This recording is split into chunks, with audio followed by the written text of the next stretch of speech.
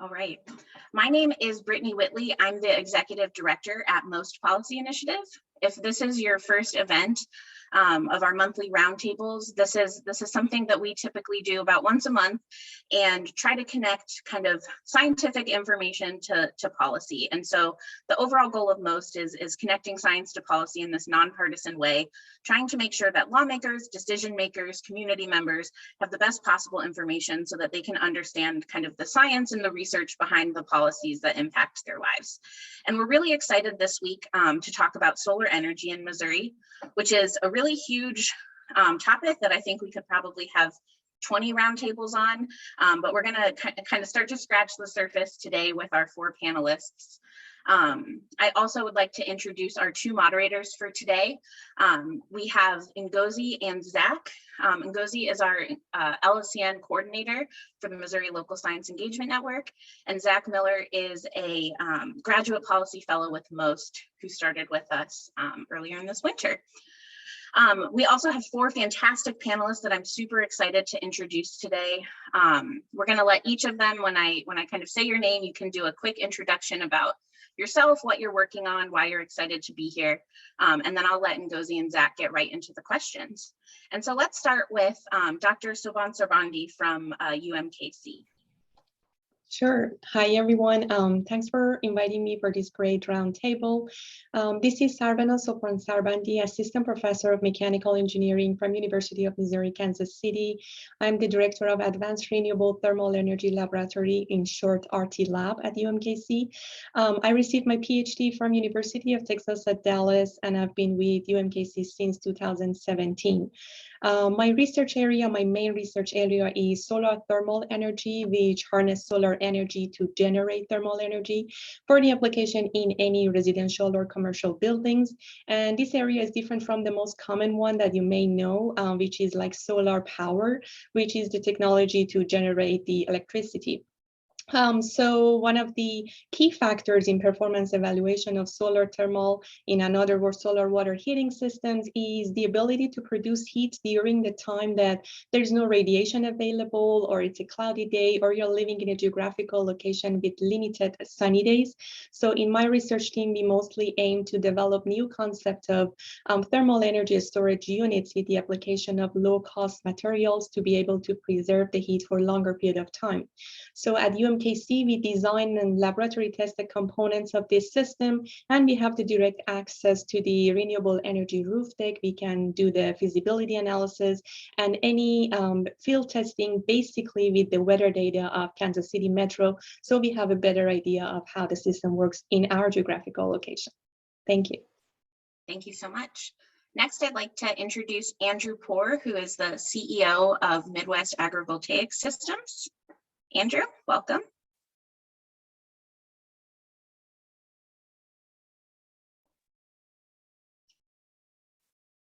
There we go. Thanks for having me today. Yes, my name is Andrew Poor. I'm the CEO of Midwest Agrivoltaic Systems. I am also the instructor at the Merit Center, Missouri's Alternative and Renewable Energy Technology Center. I teach alternative energy and solar technology and environmental sustainability here on the Crowder campus at Neosho, Missouri. And so between the commercial aspects of Midwest Agrivoltaics and our growth towards nonprofit and agricultural sector solar photovoltaics and our education for the solar industry, those are my main roles, and hopefully I can contribute today with my experience in those roles. Fantastic, great to have you.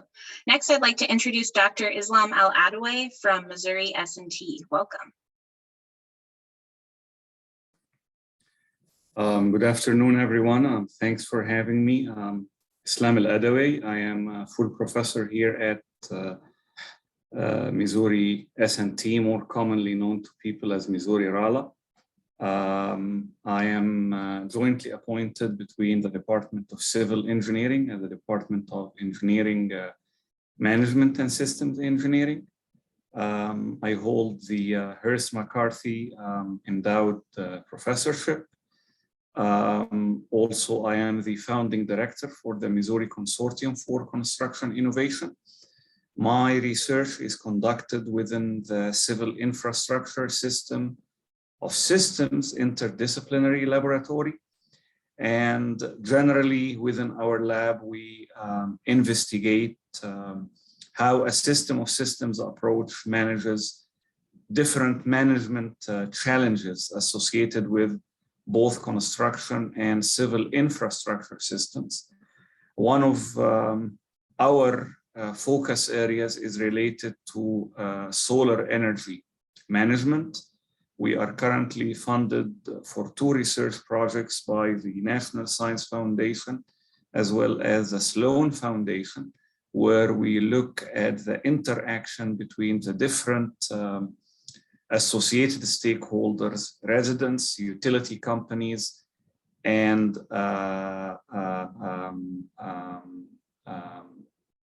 homes or commercials that can install solar energy panels, how they all interact together and how those interactions impact decision making. Thanks for having me. Fantastic. And then finally, I'd like to introduce James Owen, who is the Executive Director at Renew Missouri. Yeah, thanks for having us, having our group represented here. My name is James Owen, Executive Director of Renew Missouri. We kind of work on the policy end of clean energy issues here in Missouri. We work primarily in front of the Public Service Commission, dealing with utilities such as Ameren and Evergy, which you may know as Kansas City Power and Light. We also work in the legislature. We are constantly working for pro-clean energy legislation and against legislation that would help hinder that. But we also work with municipal governments on their, municipally owned utilities, as well as member owners of rural electric cooperatives. So that's the work we do. Thank you. Fantastic. So I'm going to turn this over now to Ngozi and Zach to get us started with questions. Just a reminder for everybody here, please put any questions you have in the chat. We will try our best to get to them. Panelists, if you're not talking and you want to answer in the chat, go ahead, but I'll try to flag these in case. I know some of us don't like to look at the chat while we're talking. It can get a little distracting, but please add your questions to the chat. We'll get to them if we can. And let's get started today. So Ngozi, why don't you get us started off? Yeah. Thank you for the fantastic introduction. So I'm going to kick off my talk by asking Mr. Owen, what is renewable energy and how well is Missouri positioned geographically for solar energy? In addition to this, how does solar energy usage in Missouri compare to other renewable energy sources like air and water? Yeah, that's a good question, because there's a couple of definitions that we look at when we think about renewable energy. The law in Missouri talks a lot about solar, wind, geothermal sources, and hydro. But I mean, I don't consider hydro to be a renewable energy. I consider anything that has like kind of an, has an infinite amount of ability to replenish itself. I mean, we're never going to run out of wind. We're never going to run out of sun. I mean, I guess, a couple billion years from now, but, I consider that something that's kind of like self-perpetuating. That's what I consider to be renewable.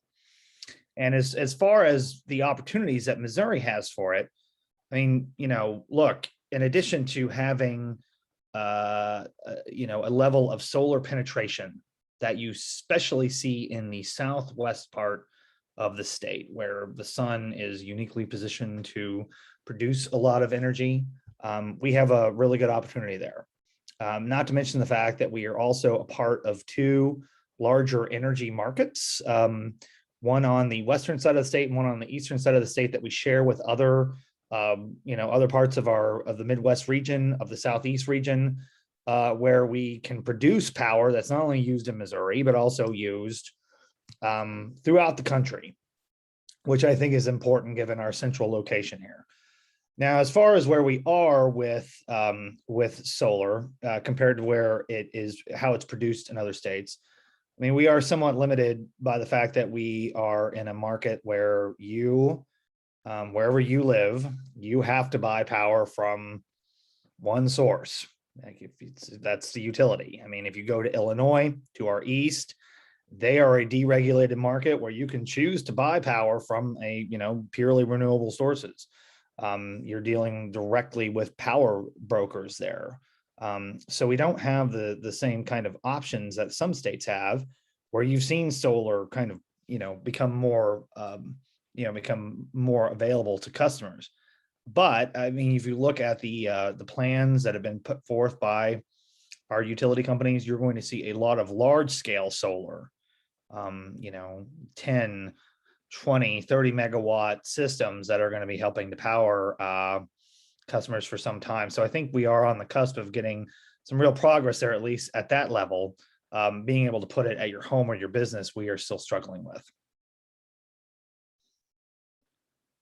Thank you. This next question goes to Dr. Soban Savandi. I just want to know how is solar energy harnessed to generate thermal energy? This process, is it the same thing with how electricity is being generated from solar energy?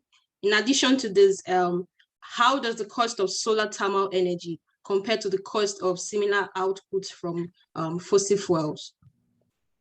Sure. So first of all, that's a very great question, because it just differentiating between the solar thermal and the solar power is very important. They do have all one goal of being producing clean energy. However, the output is different. So the main component of the solar thermal energy technologies is the solar collector, which has various types. The most common type that you may have seen is the flat panels, the flat plate collectors that you could see it installed at the roof of residential buildings, commercials, parkings or so, or whatsoever. However, my research team focused on a special type of collector, which is named evacuative solar collectors. And as it's shown from its name, it's a tube. So it has a round shaped geometry. It allows the passive tracking of the sunlight throughout the day, as well as due to the presence of the vacuum, it eliminates the heat loss. So disregard of any type of the collectors that we are discussing, they all follow the same goal. They absorb the solar radiation available throughout the day. They transfer these absorbed heat to the water which is passing through the system. It can be a direct pass-through, or it can pass over the top of these tubes called through the manifold. And we need to store these heated water in a storage tank, which for sure it needs to be well insulated so we don't lose the heat. So therefore, the output of this technology is the hot water, and that's why we call it, in other words, solar water heating system, which you can utilize it for any household activity or commercial application, in contrast with the output of photovoltaics, which is the production of the electricity. And the second question is basically talk about the cost of such technologies. Well, in the past, one of the main challenges of these technologies was that we were facing when we are doing research as well, is based off the cost of upfront costs or initial cost of solar thermal collectors compared with the cost of the electricity rate or the fossil fuels. And especially in the United States, the electricity costs and fuel costs are much lower than the other countries. That's why convincing the people to transfer to use of such technologies of the solar thermal collectors or so, it's challenging. However, in the recent years, there have been numerous efforts that have been in place to enhance the efficiency of such system, of such solar thermal system, by well designing each component, as well as try to reduce the amount of heat loss of such systems, as well as develop high standard storage units to be able to reduce the payback time. Therefore, it makes these technologies more competitive compared to usage of electricity. And again, we all have one goal of keeping the world sustainable. So sustainability and resiliency is also another factor that also needs to play an important role whenever we are trying to decide between these types of technologies. Thank you. This next question goes to Dr. Eladwe. How do the different systems involved in building and maintaining the solar infrastructure interact?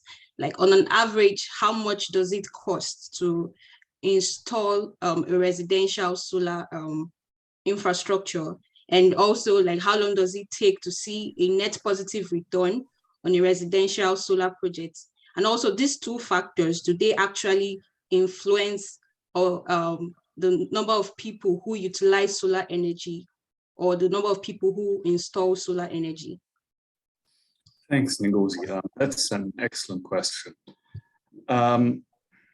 The cost of a solar infrastructure is dependent on a variety of factors. It depends on the type of the infrastructure that is installing the solar.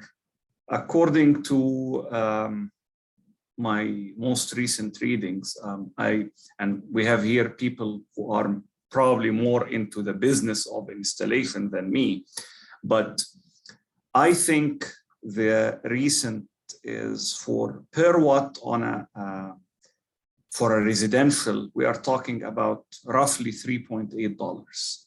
This number will decrease by about $0.2 if we are talking about non-residential, utility or commercial.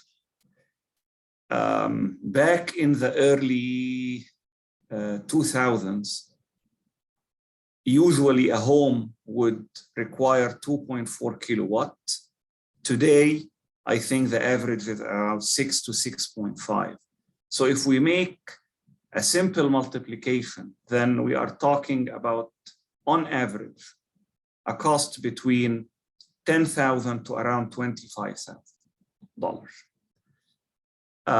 This is offset by many factors. Nowadays, you have many loans, many leases that goes into the equation when you are installing such a system.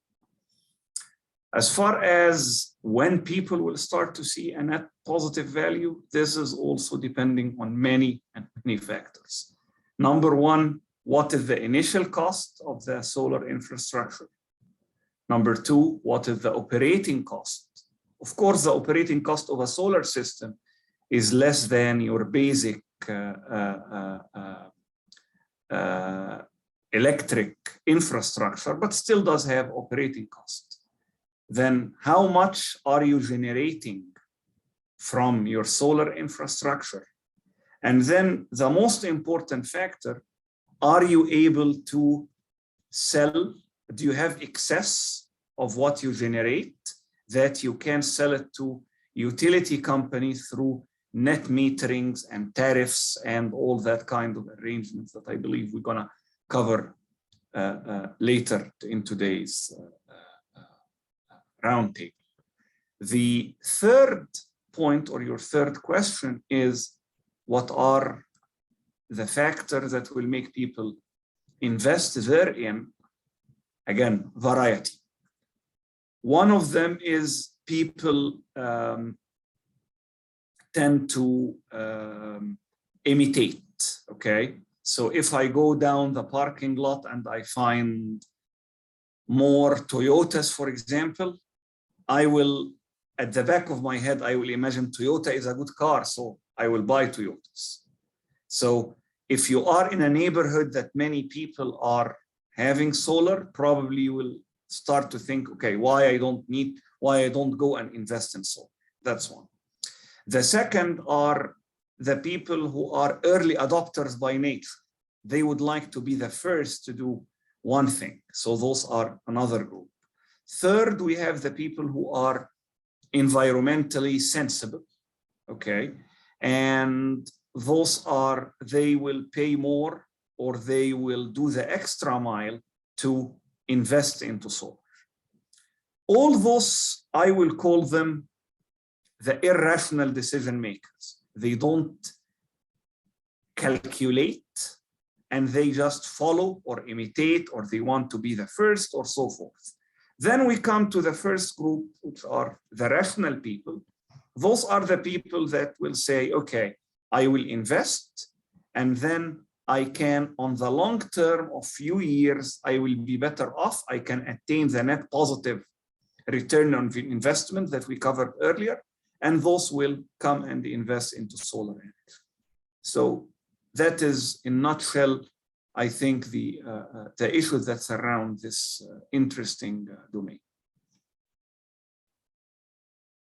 Thank you.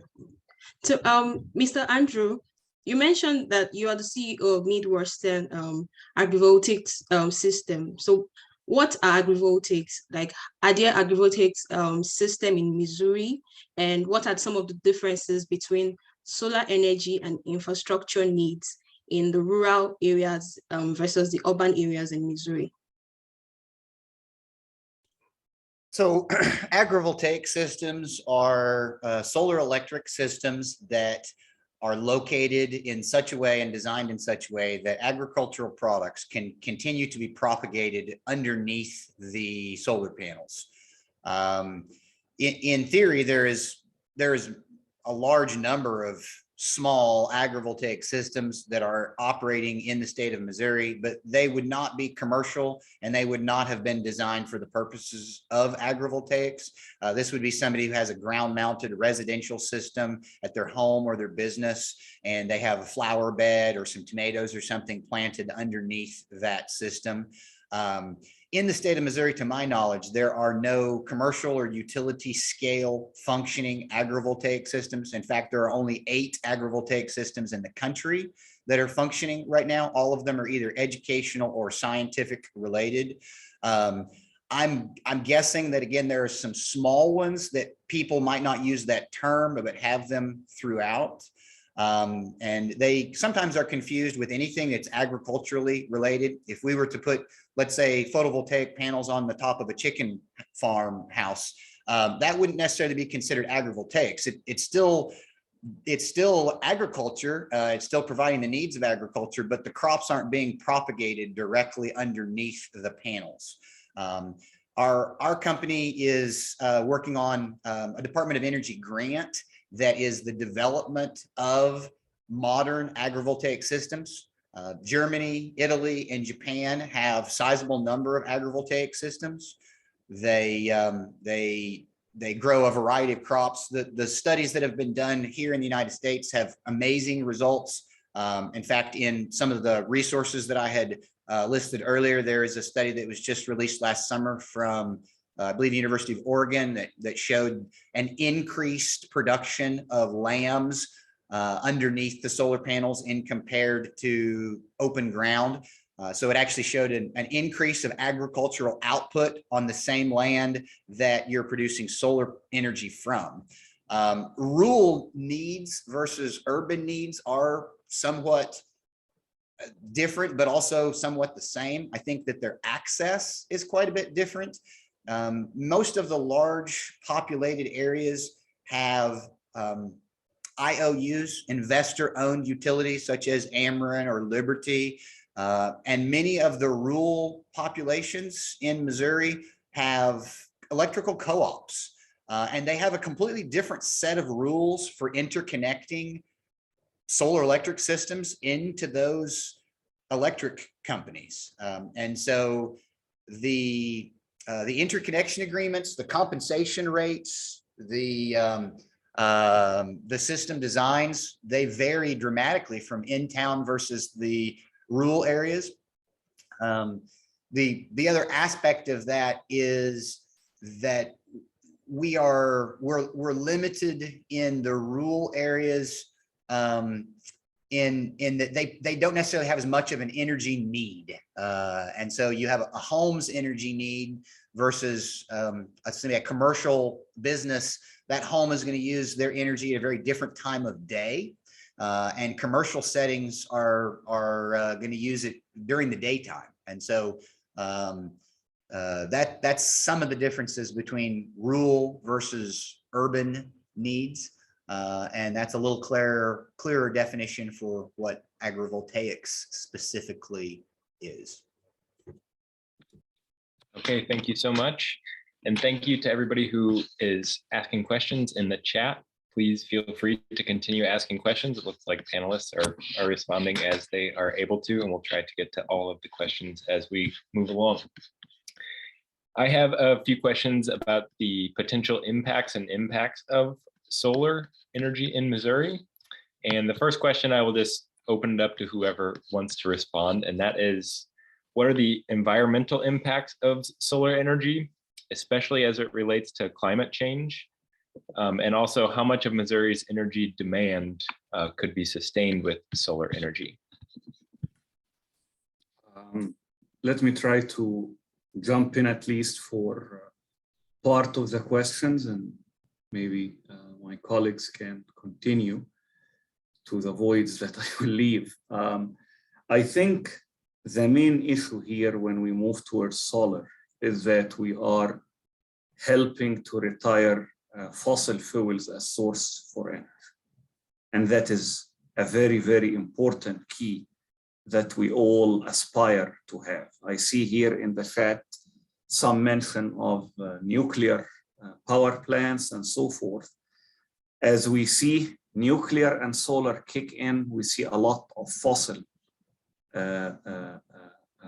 ones that are retiring. And I see here that some mention of Tennessee. I have worked prior with a couple of projects with TVA over there, and definitely lots of fossil or coal related ones are retiring as we move towards DSV, or what we call distributed solar generation. The statistics show that as we approach towards 2050, perhaps we will have between 30 to 50% of all electricity generated at that time, which will be way more than what we have now. So the demand will be higher, okay? At that time, 50% of such higher demand will be coming from solar related sources. So I think we have lots of potential there, especially that Missouri is, if we look at various factors related to solar energy, it always places in the first, the upper half among all states in terms of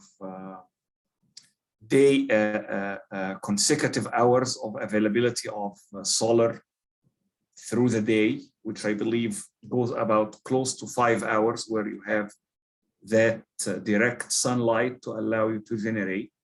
So while we cannot necessarily provide to other states, I believe we have good potential to have significant percentage within our state, within the boundaries of Missouri. I would like to add a few notes on here as well. So speaking of like Missouri energy demand, based on like the data published in 2020, we do have around 278 megawatts of solar power installed in Missouri, and we are holding 32nd national ranking in 2020.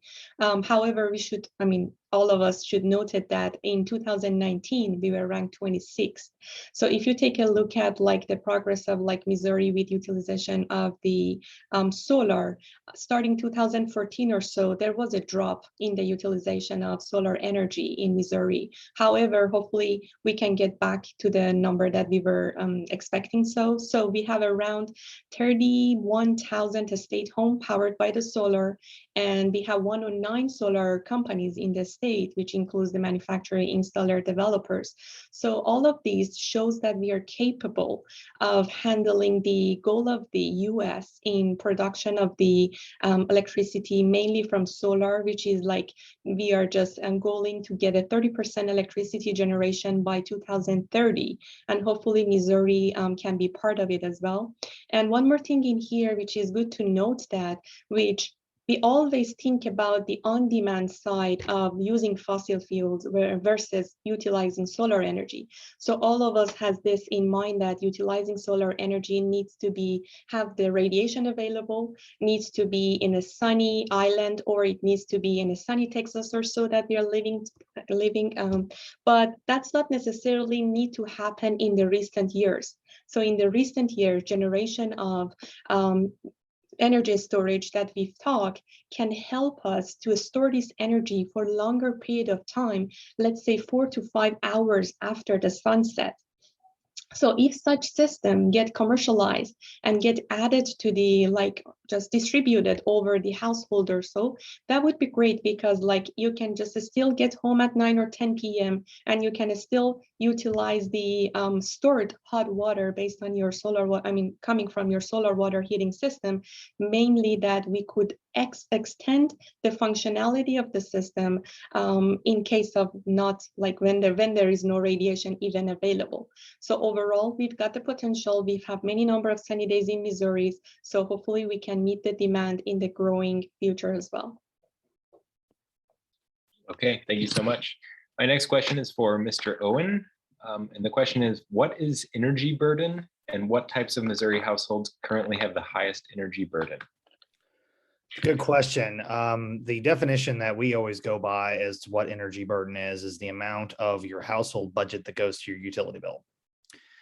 And that largely is going towards your electric bill. I mean, there's other utilities that you have to factor in there, but the amount that goes to your utility bill for electricity is kind of what we're talking about. Now, there haven't been a lot of encompassing studies done on that in Missouri. As a matter of fact, New Missouri just received a grant from the Missouri Foundation for Health to work on that issue, to study it, and also to try to get corrective measures done at the Public Service Commission, who regulates privately owned utilities. So we're working on that. Now, what we can glean from some research done is the majority of energy burden comes to us from homes that are, that are low income, specifically homes that are in African American or Hispanic American neighborhoods around the urban centers of Missouri, such as Kansas City and St. Louis. The amount of energy burden that a customer pays is higher in those homes than almost anywhere else in the Midwest, let alone Missouri. And so, when we're talking about adapting technology, I mean, we've had a very spirited conversation about nuclear power in the comments. We have to be mindful of the fact that anytime we shift from one source of power to another, and that includes renewables, that includes utility scale solar and wind as well, there's expenses that are going to be incurred, and that is going to hit low-income Missourians harder than most other customers. And so I hope that gives the listeners and the people on here a better sense of what we mean when we talk about energy burden. Yeah, thank you so much. My next question is for Mr. Poor, and it is, how can solar be used to support agriculture production or vice versa in Missouri? And could you speak a little bit about some of the short and long-term costs and some of the potential barriers for adoption for farmers? Sure. Why don't I start with the short and the long-term costs? That's probably the biggest disadvantage for almost all renewable energies, is they have a much larger upfront cost. And so if you borrow the money to build these projects, you're going to pay interest on that money, capital costs. And so the big disadvantage is that upfront cost. Now, the big advantage is once you've paid for that, your costs are fairly set. Other than a very small portion of maintenance, you're not paying for coal or natural gas, and you're not subject to the variation in the prices of the coal and the natural gas, which is a very big advantage to farmers. And that's where I'll kind of lead into that, is the upfront cost is the disadvantage, but the advantage is once you've paid for your electric bill per se, you're not going to have a bill for another 30 or 40 years. And that is a really, really big advantage, because it allows the price of energy to be set and have less fluctuations. It also, for farmers, allows them to produce their energy needs themselves rather than relying on an outside industry that has a lot of volatility to prices and supply. For example, electric tractors, there's 2 electric tractors that are hitting the market pretty soon that are new companies. Solectric and Monarch are the 2 electric tractor companies. And so in the past, that farmer, I'll use our real world example, our agrivoltaics developments are centered around feed production for cattle. And so you're going to have tall fescue, clover, orchard grass that's going to be growing underneath these solar panels. And those farmers have to end up spending diesel fuel on their tractor to harvest that, to let it dry, then bale it, store it. If you could remove the volatility of the price of diesel, and you could allow the farmer to like, hey, I'm gonna make my own diesel in my barn, that would stabilize their costs and allow them to have a much better idea of what their long-term energy costs would be, and it also allows them to control them in the sense of they start their farm, they buy an electric tractor, they put their agrivoltaic system in, and now they no longer have the cost of the diesel every year or every semester or every season. I guess a teacher calls a semester a season. So the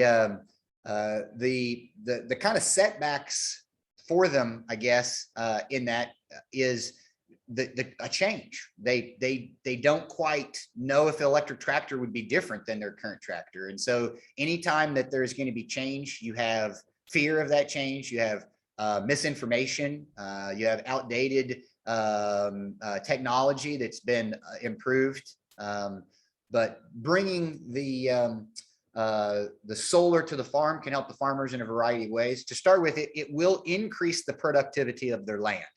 Hands down, the land use ratios in certain instances actually can go up to 170 to 200%. Crop productions for many crops will increase, and water consumption will go down.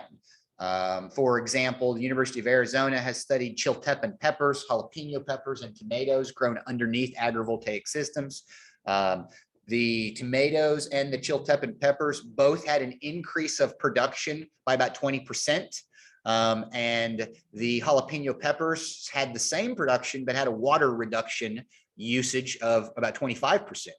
And so besides a significant reduced water use and an increase in crop production, that really gives farmers in Missouri the opportunity to maintain their existing lifestyle, yet add a second revenue stream to their farm and reduce their own operating costs in the process, all while removing carbon from our food chain that contributes about 10% of our total carbon output here in the United States. Hopefully that covered the questions that you were asking. Yeah, that was great. Thank you so much. And one more is, are there any other barriers off farm? And this question is open to all the panelists. What are some of the major barriers, not just on farms, but across Missouri for building and expanding solar infrastructure? I'm already unmuted. I'd be happy to start with that. I kind of mentioned it earlier, is we have such a patchwork of interconnection regulations. My neighbor is on Numac Electric. I have another neighbor on the other side that is on Liberty. Liberty would pay their customer 25 cents per watt to install solar. And they would let them carry their extra energy production for net metering over for a full year. But you have the local electric companies that there is no financial incentive whatsoever, and you can't even carry your extra energy you produce this month over for use for the next month. And so knowing the interconnection agreements and leveling the playing field to where all of the electric companies had the same rules and incentives or similar incentives for interconnection would make a dramatic improvement in being able to distribute this growth more equitably amongst both the agriculture, rural, and urban and residential and commercial potential customers. I would like to add something to what Andrew mentioned about those incentives and these things. So one more barrier that we have in Missouri, and it can happen across the United States overall, is just like, for the first place of utilizing these type of energies is installation of those components that we're talking, either it's photovoltaics or either we are talking solar thermal. However, many American households and businesses don't have access to solar because like they rent and they are living, for example, in a multi-tenant buildings. They do have like roofs that you can't host a solar system over there, or you have experienced this couple of other issues. So the solution herein, which which we can have it from Missouri, which I feel like there is a project in place that, and they are working on it, is utilization of community solar, which can be a good solution. It can provide homeowners, renters, they all can have the fair and shared basically access to utilization of the solar energy. And also we need to note that not necessarily we can start, if we are talking about the residential houses, a newly built roof. So we need to target such technologies that can get retrofitted with the existing construction of your roof, or like the land that you're going to put the solar system in it. So overall, we can get a little bit of advances in the future, hopefully. I would also add to all those other really great points from these other panelists is we do have a pretty significant limitation on the amount of our caps that we can have per customer, and being able to have private systems, because we need to make sure when we're talking about solar, we're talking about not only are we talking about distributive level solar, which is on your roof or at your business, or mounted on your on your property, and also what utility companies are able to do. Utility companies are going to be building a lot of large scale solar, and I think the interconnectivity transmission issues that were brought up earlier are important. But in trying to provide accessibility to solar, as the last panelist mentioned, trying to provide solar to a multi-metered apartment complex or any kind of other multifamily low income is next to impossible. The way the laws are set up right now. I mean, we are constantly trying to change those laws. There's a question about whether there was political will to change those laws. I would say that, the laws have kind of created the business models for each individual type of utility in the state, whether it be a privately owned utility or a municipally owned utility or a rural electric cooperative, and they are very guarded of those business models they've got, and they don't want to see those changed. So I think if we were to see, an increase on what individual parties could do with solar, I think that would improve things greatly for that type of energy production in the state. If I can add just a final point to all the great points that were raised by my colleagues, and here I'm coming from a management perspective. One problem also, and I don't want to say this is unique to Missouri. I think it's more on the national level. As long as we cannot properly estimate the demand for solar, this will always be a barrier for the investment that goes into the solar infrastructure. Okay, we cannot estimate how much we will be able to generate, how much will be in excess of what we will use in our home, and how much we will be able to give back to the utility companies. So as long as we are not able to understand this parameter, this will also compound the problem with all the great points that my colleagues have explained. Thank you so much. This next question goes to still to you, Dr. El Adoui. What is Missouri Consortium for Construction Innovation, and how does this inform community and government solar energy programs? In addition to these, how can the lessons that are learned from the solar infrastructure challenges apply to other renewable energy infrastructure issues? That's a great question. For the first part, MOCCI, or Missouri Consortium for Construction Innovation, it's a partnership between Missouri S&T and the major construction stakeholders nationwide, statewide, both at the owner and at the contractor side. At the current point we are speaking, most of these companies are St. Louis based, but at a later stage, we would like to connect with the Kansas City side of the state, but it's still limited at the time to St. Louis. I cannot say, so it's a partnership that aims at 3 modules. Student preparation, so that's the instructional side, to the needs of the consortium members. Number 2, it conducts research that is of interest to the consortium members. And 3, it provides training for the employees of the consortium member that will make them more efficient at what they do. With the current structure of the membership, I cannot claim that there is something that is really tied with solar energy at the moment. However, we are in advanced discussions with utility companies. Ameren is one of them. And if and when those discussions conclude successfully, they will have say in what MoCCI does. And at that point in time, I expect that all of those activities that I have described, the instructional side, the teaching, the research, and the service part, all of them will have components that are related to the mission, goal, and objectives of Ameren. I can't recall what was the second part of the question. Oh, I said, how can the lessons that are learned from the solar infrastructure challenges, like how can it be applied to other renewable energy infrastructure issues? I think that is an interesting question.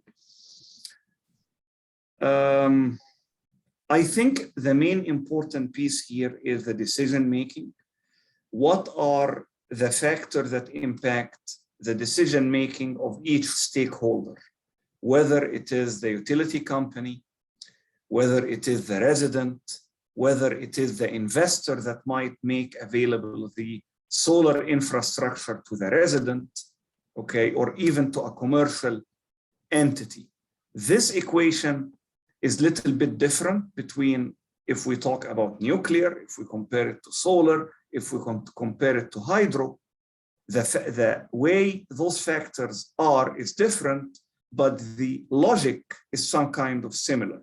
You cannot study one dimension of decision-making without understanding the others.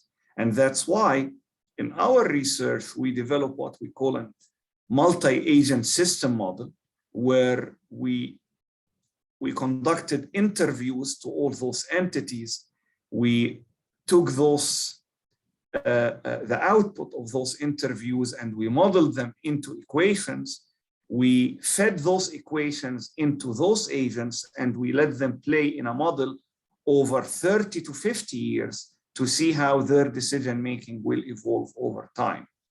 So I think in my view, what we can carry from one domain to the other is the decision-making and how that will impact all those entities. One interesting point that perhaps I would like to hear the opinion of our other panelists on is the utility death spiral. With more solar energy being used, the companies are faced with a dilemma. Utility companies, they invest more into their infrastructure. People are not using from the energy provided by the utility companies as much. So what happens is those utility companies will start to raise their prices, but as they raise their prices, they start to be less competitive. So that's an interesting point here to note. Thank you so much. Dr. Sabas-Habandi, I want to ask, energy storage is key to renewable integration. Are you aware of any promising thermal to electric conversion technology that is nearing commercial production? Sure. So we need to, like, first of all, divide between a smaller scale thermal production, or we are talking about larger scale, such as the power plants.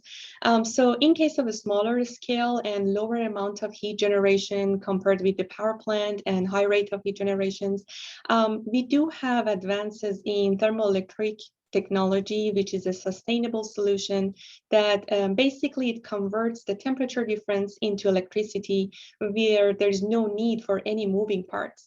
And we do have the thermoelectric devices that are used for relatively low power applications. And based on my recent studies that I was looking at some readings, in 2018, MIT researchers have discovered a way to increase the efficiency of such technologies, because normally they are lower in the amount of efficiency, basically, by utilization of some materials called topological materials, where they do have a unique electronic property where the electron is basically responds to the temperature difference and just create that. So these MIT researchers identify the underlying property that makes certain topological material where is basically can increase or enhance the efficiency of such devices. However, we also need to note in here, the goal of a solar thermal water heating system is to produce the heat, or to produce the hot water. So if we can well design such a system which can preserve these heat for a longer period of time, it eliminates the need for the usage of the electricity or fossil fuel or any coal or so. So we don't need to necessarily get involved with the conversion of the heat to the electricity if we are can well design our system without any requirement for a booster unit. But hopefully we can have these technologies get commercialized in the near future, which we can all utilize those to better assist with the sustainability. Okay, thank you so much for that answer. My next question is for Mr. Owen. I know that there has been some conversation in the chat about legislation. I just didn't know if there was anything that you wanted to add to that. Are there examples of local, state, or federal policies that support solar? And if you could just expound on those a little bit more. Yeah, a piece of legislation that we're very excited about that we've been pushing for several years is, and this is Senate Bill 763. It is a bill that would create community solar in Missouri, which would essentially be that you would have, you know, a solar array that you could buy solar power directly off of. It would go through your utility, but you would be able to like subscribe to that. And a private business could do that. A neighborhood could do that. We believe that has a real honest chance of being able to make solar more prolific and accessible and affordable, especially for customers who are not living, as was mentioned earlier, in a place where they can put a rooftop solar array on their house if they're in an apartment or renting. We think that's very exciting. You know, there's these other bills that we have talked about that I think you know, are more problematic or a little more complicated. But I think ultimately, if you're talking, I mean, because I think that the task force on net metering that was brought up, if you look very carefully at that language and who they want to put on that task force, it is very much like, you know, having some foxes and chickens on a committee asking them what's going to be for dinner. It is not geared in favor of the chickens. So you had to be very careful with that. But I think ultimately, you know, a lot of the progress we're going to see is at the federal level. I think you're going to start seeing with FERC's order 2222 that to demand, you know, to require more distributive energy resources, which is going to include solar. I think you're going to see a lot of progress made at the federal level in the next couple of years, especially from the administrative level. I hope that helps answer your question.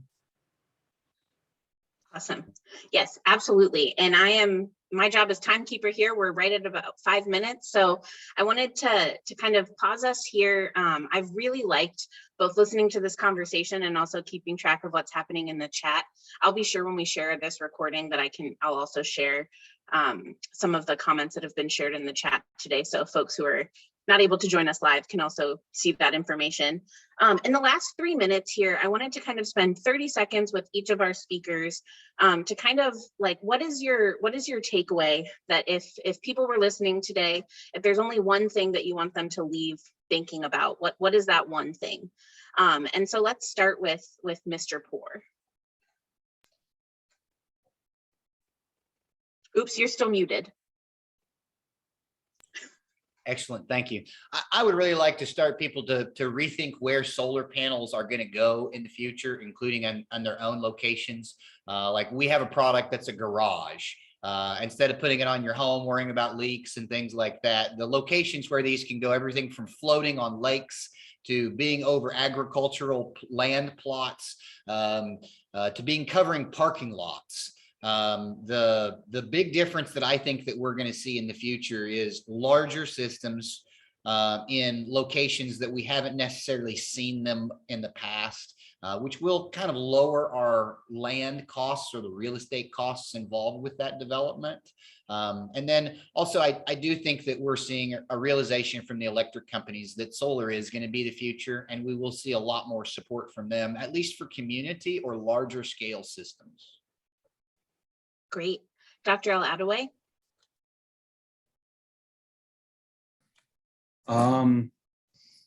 As I study how all these stakeholders deal with each other, I think I would argue that we need to stop trying to solve the problem of deployment of solar energy or distributed solar generation from one angle. We need to look at all at the same time, because we will find a way to get more popular when we are understanding the perspective of each stakeholder. If we can start to understand how the legislator thinks, how the utility company think, how the technology is improving quickly over time. Once we can find the optimal sweet spot between all of those, we can move forward. But if each one thinks from their perspective, that is how we're gonna solve it, you are solving it only from your angle, which is not necessarily satisfying the broader angle, the broader perspective of other stakeholders. Thank you. Dr. Soban-Sobrandi? Sure. So the takeaway from all of these great things that we heard in this panel, it's what I actually tell my students as well. What we have it coded at the front door of my lab is just basically we need to think about the sustainability and the thermal resiliency and all of these things. So if we are going to keep these sources of these energy for our future generation, today is our turn to keep the word sustainable.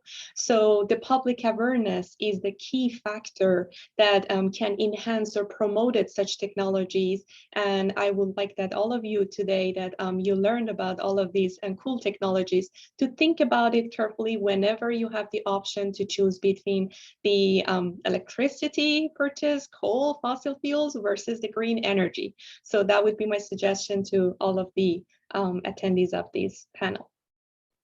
Thank you. And last but not least, Mr. Owen.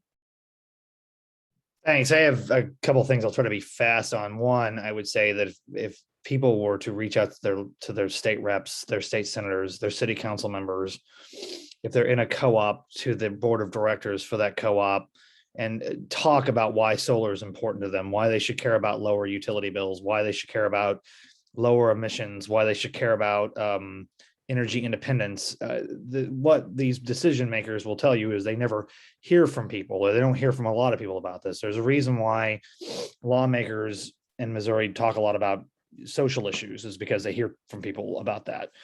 If they heard more from people about solar and about renewable, that might take a higher priority. But I'd also say from the perspective of solar is, I think we just need to think about what the future of energy is going to be like here. Are we going to be wanting to rely more on large scale solar that has to be transmitted, has to rely on interconnection, with transmission lines being so politically unpopular? Or are we going to start looking at, decentralizing where we get our energy? Is that going to be more in our neighborhood, more in our town?